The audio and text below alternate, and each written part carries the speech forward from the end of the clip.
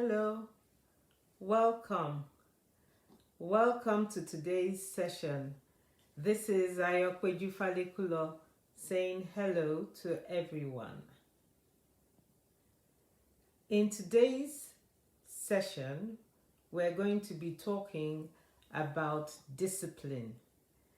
Freedom and discipline. Hello, welcome. I can see I have somebody with me. We are going to be talking about freedom and discipline. Two sides of the same coin. Meaning we have a coin and there's discipline on one side and there's freedom on the other side. Or you can take it the other way. Freedom, discipline. They belong together. We've been talking about discipline for a while now, and I want to make sure that we actually start looking at discipline from a completely different angle compared to what it is that we usually would do. Okay, so the thing is, if you prepare your environment, we're talking about a Montessori setting now. But I believe that even if the setting is not a Montessori setting, you definitely can give the child the same kind of experiences.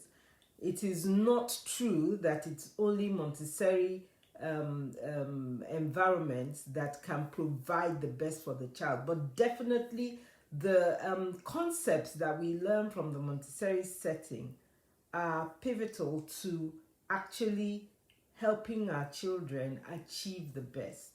So, if you have an environment that is rich with activities for the child to do, age appropriate, hands-on activities that the child will really get into and get engaged with, you're providing the right kind of environment. And because the child has this environment and you add upon it freedom of choice, where the child can make a decision themselves, not being enforced or controlled by the adults in the environment, but the child themselves making that decision that this is what I want to do. And the child gets engaged into that particular activity that they have chosen themselves to do. You find that you have a well-behaved child. The child concentrates, is engaged, is happy, and is learning. A child that is doing that will not be disobedient, doesn't even have the time to be disobedient because they're engaged in what they're doing. But you see, when you have a situation where you even give the children lots of activities to do, but then you tell this child, go and do this, the other child, go and do that, another child, go and do this. They don't have a choice. And we know that in our traditional settings, this is what we do to these children. We don't give them that choice. Okay, we provided the activities, but we still decide for them because we are concerned and worried that if we give them the choice, then there's going to be pandemonium. But there usually is no pandemonium if you have taught the children how to behave to start with. In a well-oiled Montessori setting, the children are told to go get something to work on. And they will do without fighting each other, without struggling with the materials. Each person who, first of all, they will go and get them. I think I've actually talked about this during these sessions in the last couple of weeks. They will go and get their workstation, their mats. They will get that ready to start with. And then they will now go back and go and get their materials. And if somebody else is working on something that they would have wanted to work on, they will just go and choose the next one. Probably saying to the person who's chosen what they wanted that, look, when you finish, I would like to work on this next. So they have a system they will work out a system amongst themselves. So you don't need to worry. Hello, Samuel. Thank you very much. You will know that as these children work amongst themselves, there is no need to worry that they will misbehave, they will fight, they will struggle, they will spoil the materials because they want to work with one and somebody else is working with it, and therefore pandemonium. No. Teach them what to do and they will do the right thing.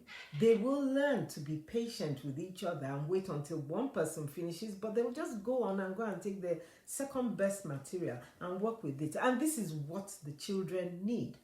If we enforce that they need to do this, do that, you do this, you do that, and we're controlling them, what happens at the end of the day is that the children are not really interested in what you've asked them to do, because that's not what they want to do.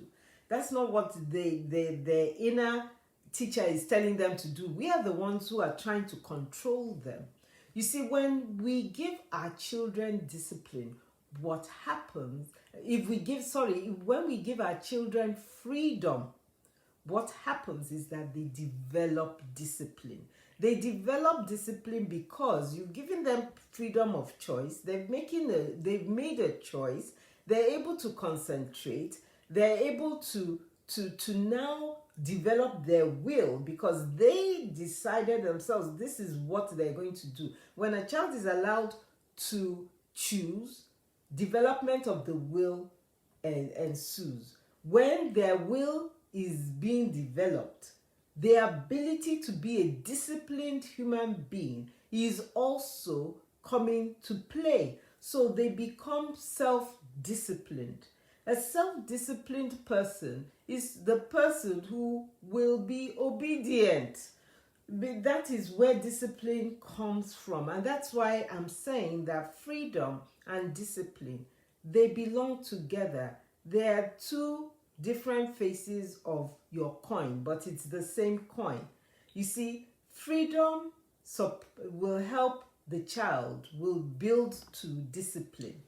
But the other thing that we need to realize is that discipline will help to support freedom, because the child is able to now use their disciplined mind properly and make sure that they're not overruling the freedom that they were given.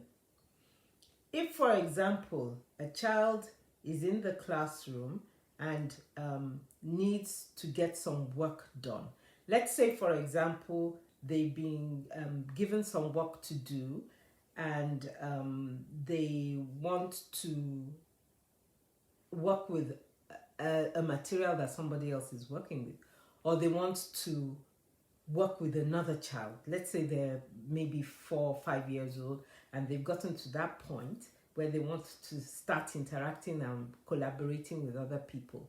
There is a way to do it. Now let's say that in the environment, a child actually makes a mistake.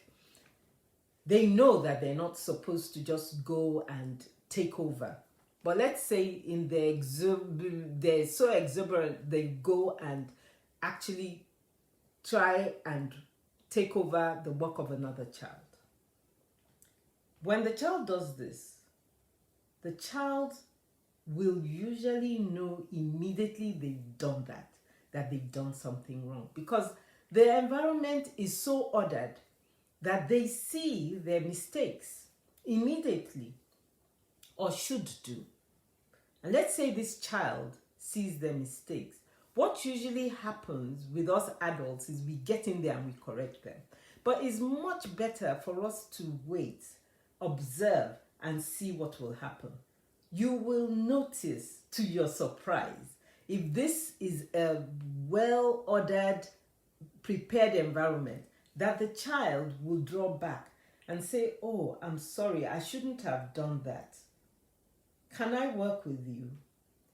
If the other child says no, probably out of annoyance that the child had butted in and taken their concentration away from what it was that they were doing, you will see that that child, to your surprise, will move back and wait until the other child finishes. discipline.